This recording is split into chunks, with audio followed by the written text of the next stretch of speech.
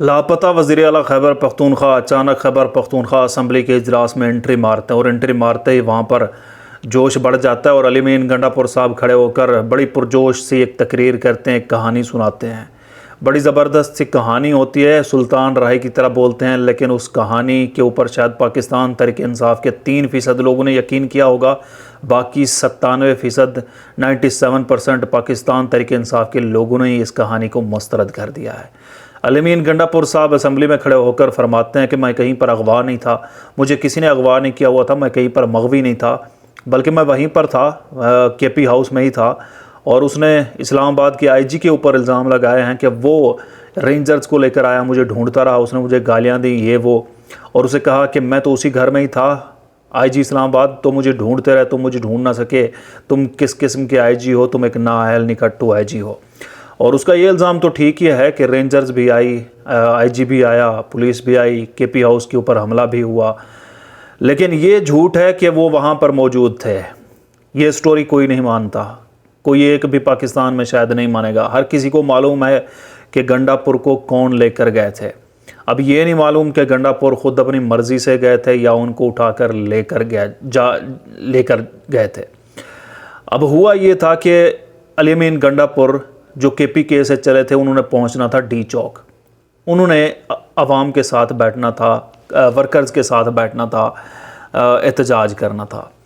لیکن ہوتا یوں ہے کہ جب اسلام آباد کے اندر قافلہ داخل ہوتا ہے کے پی کے کا، تو علی امین گنڈا پور صاحب اچانک غائب ہوتے ہیں اور بعد میں پتہ چلتا ہے کہ جی وہ تو پہنچ گئے تھے کے پی ہاؤس۔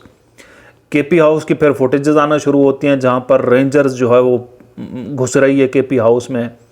تھوڑی دیر بعد فوٹیجز آتی ہیں کہ جی ان کو گرفتار کر لیا گیا ہے، علی امین گنڈا پور کو، اور اس کے بعد وہ لاپتہ ہو جاتے ہیں۔ چند تصویریں آتی ہیں، کے پی ہاؤس کی توڑ پھوڑ ہوئی پڑی ہے، دروازے ٹوٹے پڑے ہیں، بکھرے پڑے ہیں۔ اس کے بعد 24 گھنٹے تک علی امین گنڈا پور لاپتہ رہتے ہیں۔ اور جو سب سے بڑا سوال ہے وہ یہ ہے کہ آخر علی امین گنڈا پور جس نے پہنچنا ڈی چوک تھا ورکرز کے ساتھ، وہ اچانک کے پی ہاؤس کیا کرنے جاتے ہیں؟ دس از دا کوسچن۔ سب سے بڑا سوال یہی ہے، کیوں گئے، کس لیے گئے، کیا کرنے گئے تھے؟ کسی نے بلایا تھا، خود گئے تھے، کسی سے مذاکرات لگے ہوئے تھے، کسی نے ٹائم مانگا تھا، یا خود کسی کو ٹائم دینے گئے تھے؟ بہت سی سٹوریاں ہیں، بہت سی چیزیں ہیں، لیکن یہ وقت ہی بتائے گا کہ البتہ ایک چیز جو بڑی دردناک ہوئی ہے وہ یہ کہ یہاں پر ورکرز کو اکیلا چھوڑا گیا۔ ورکرز جو علی امین گنڈا پور کے سہارے آئے تھے، خیبر پختونخوا سے یا اسلام آباد، راولپنڈی یا پنجاب کے کچھ علاقوں سے نکل کر اسلام آباد میں پروٹیسٹ کرنے پہنچے تھے۔ کسی کے پاس تو شاید کرائے کے پیسے ہوں، وہ لگا کر گئے، واپس آنے کے پاس کسی کے پاس کرائے نہیں ہوں گے، تو یہ سب علی امین گنڈا پور کے سارے جاتا ہے کہ انہوں نے پورے اس قافلے کو جو لوگ ہیں ان کو دھوکہ دیا۔ اگر آپ نے احتجاج میں نہیں جانا تھا، ڈی چوک آپ نے نہیں پہنچنا تھا، تو آپ کسی کو اور کو بھیج دیتے، وہ لیڈ کرتا۔ آپ کو خود کو پتہ تھا کہ مجھے جو لوگ ہیں، یا آپ خود کمپرومائز تھے، آپ نہیں پہنچنا چاہتے تھے، یا آپ کو کسی جن لوگوں نے کہا تھا ہم نہیں پہنچنے دیں گے، تو آپ کو پہلے ہی یہ انتظام کرنا چاہیے تھا۔ آپ نے ورکرز، ویسے بھی پاکستان تحریک انصاف ایک یتیم پارٹی ہے عمران خان کے۔ جب عمران خان جیل میں ہے، میں ہمیشہ یہ کہتا ہوں کہ عمران خان کو اگر اس نظام کے خلاف جو ہے وہ جد و جہد واقعی کرنی ہے، حقیقی طور پر کرنی ہے، اس نظام کو واقعی اگر شکست دینی ہے، تو عمران خان کو اب ان ورکرز میں سے لیڈرشپ چننی ہوگی، ان ورکرز کو لیڈر بنانا ہی بنانا ہوگا، ورنہ یہ سیاستدان، یہ روایتی سیاستدان، یہ سرمایہ دار سیاستدان، یہ اس نظام کے خلاف نہیں نکل سکتے۔ وہ یہ پاگل ہیں، یہ سرمایہ دار نظام کے خلاف نکلیں گے؟ سرمایہ دار نظام کے خلاف کیوں نکلے گا؟ آپ یہ سوچیں نا، جب تک کہ اس پارٹی کی باغ ڈور نوجوان ورکر کے پاس نہیں جائے گی، آپ تبدیلی نہیں لا سکتے، آپ اس نظام کو شکست نہیں دے سکتے۔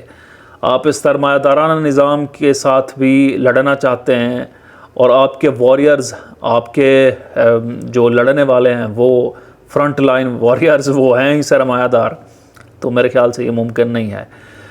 یہ جماعت جو ہے وہ بڑی یتیم سی پارٹی ہے، جو باہر کے قیادت ہے، قیادت بھی میں ان کو نہیں کہتا، یہ بڑے بزدل لوگ ہیں، ورکرز کو اکیلا چھوڑ کر بھاگنے والے لوگ ہیں۔ پنجاب میں سے ایم پی ایز تھے، کوئی ایک بندہ نہیں دکھا، خیبر پختونخوا میں سے MPs تھے، کوئی ایک بندہ نہیں دکھا، MNAs تھے، کوئی ایک بندہ بھی نہیں دکھا، چند ایک ورکرز نمایاں جو سوشل میڈیا ایکٹیوسٹ بھی ہیں وہ وہاں پر موجود تھے۔